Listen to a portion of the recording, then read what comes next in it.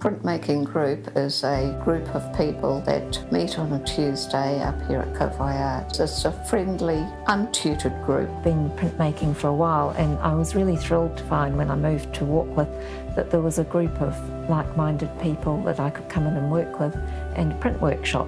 I joined first the potters because it's something you can't do at home very easily, so messy, and because it's easy to pass from one activity to the other because it's the same place and you know most people already. So I joined the printmakers. From the printmakers I went to the bookbinders, and from the bookbinders to the mixed media.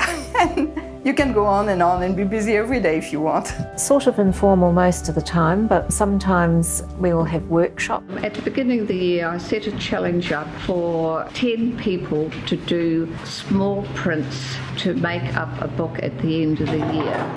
The main thing about the center is that you have the equipment you need to work with. The presses, the rollers, the ink and everything. Mostly I do mezzo tint, which is a bit unusual. Other people do different techniques, and since I've been here I've tried solar plate. One of the ladies here has a lot of expertise in that, and she showed us how to do it. So that's the nice thing about it, being able to learn new things and share information. Well, you can print for personal things, like if you want to make personal cards.